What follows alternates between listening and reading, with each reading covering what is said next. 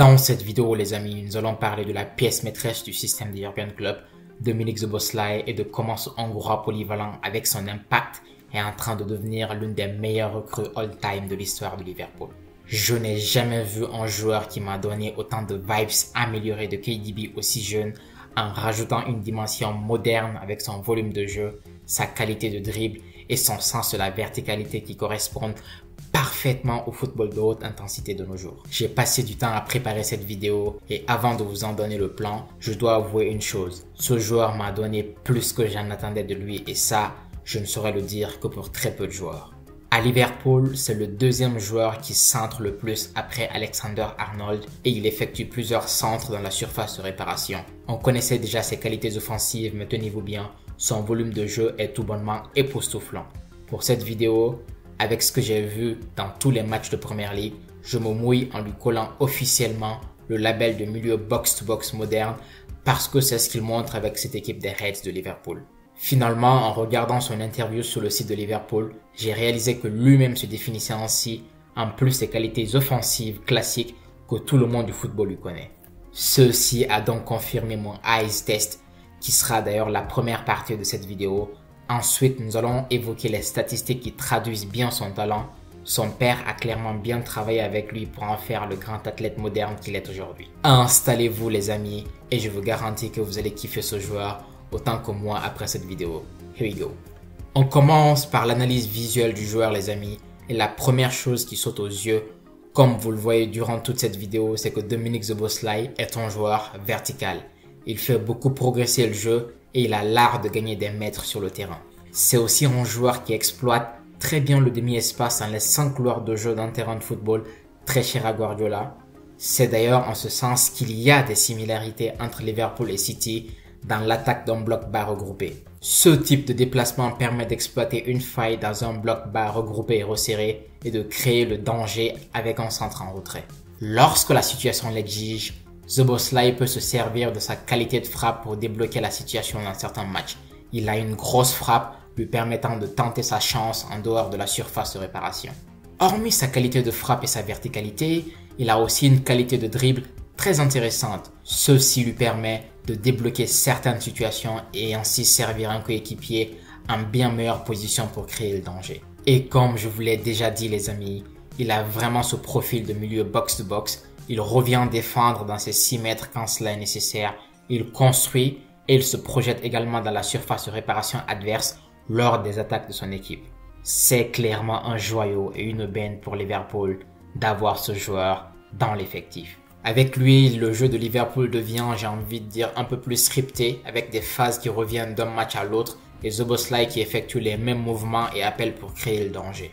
Jürgen Klopp est certes conservateur, mais on remarque aussi de petites évolutions à son système. Lui et Guardiola s'inspirent d'ailleurs fortement l'un de l'autre sur certains points.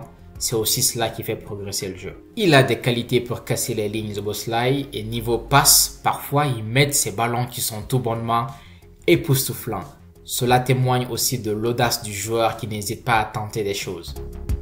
Il a clairement les amis de la spontanéité dans son jeu. Il peut démarrer une action et on se dit il ne va rien se passer de dangereux et la seconde d'après, il décoche une frappe sortie de nulle part. Avec sa versatilité et ses qualités, il apporte ce côté Kevin De Bruyne 2.0 au jeu de Liverpool, une sorte de fusion KDB-Bernardo Silva en proposant des qualités offensives et un volume de jeu important. Il presse, il attaque, il défend, il organise et distribue. C'est clairement le couteau suisse dans cette équipe et il n'est même pas encore à son prime. On est sur un jeune joueur qui peut encore progresser au fil des années. J'espère qu'il sera épargné par les blessures et j'ai hâte de suivre son évolution. Il est temps maintenant d'aborder l'aspect statistique et statistiquement parlant les amis, plusieurs éléments ressortent du jeu de Szoboszlai. Déjà, sa polyvalence globale dans sa carrière rend difficile la comparaison. Tantôt on le compare à des ailiers et milieux offensifs et tantôt il est comparé à des milieux 8 ou box-to-box, c'est dire la difficulté avec ce joueur-là. Dans cette analyse, on va le comparer à des milieux de terrain conformément à son rôle aujourd'hui à Liverpool. Du coup les amis, quand on analyse les stats sur les possessions progressives, après avoir parcouru une certaine distance avec la balle pour rapprocher le ballon de la ligne adverse, il est dans le top 4% en Première Ligue. Sur les chevauchés dans le dernier tiers du terrain, il est dans le top 6% et sur les chevauchés dans la surface de réparation adverse, il est également dans le top 6% en Première Ligue. C'est très intéressant, ça montre en fait la classe du joueur. Et ceci confirme d'ailleurs ce que je vous disais concernant sa verticalité, son volume de jeu, son sens de la projection et sa capacité à dévorer l'espace. Un élément qui m'a marqué, c'est qu'il est le deuxième centreur de ballon à Liverpool derrière Alexander-Arnold, ce qui change carrément des anciens milieux de Liverpool. Sur les passes menant à en tir, il est dans le top 1%, ce qui montre en fait sa qualité dans les dernières actions et les actions potentiellement décisives. Je me rappelle d'ailleurs son centre pour Graven que vous avez vu et qui aurait pu être un beau but si Graven avait bien ajusté le ballon. Notons que cette saison en Première Ligue, il a un but et 2 passes décisives, mais son apport au jeu va bien au-delà de ses stats apparentes. Comme vous pouvez le voir les amis, il est dans le top 7% des passes clés et ses passes auraient pu devenir des assists si la conversion avait suivi derrière. Il est donc important d'avoir cette vision large en analysant le joueur.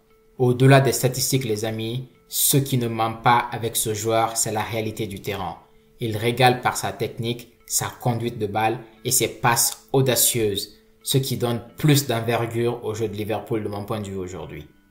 Il y a une anecdote très intéressante qui ressort d'un article de The Athletic. Apparemment, dans la tradition hongroise, avoir de petits pieds est considéré comme une bénédiction et un atout non négligeable pour jouer au football. Cela viendrait de la légende Puskás qui a permis de repeindre cette idée-là, lui qui avait un talent incroyable et de petits pieds.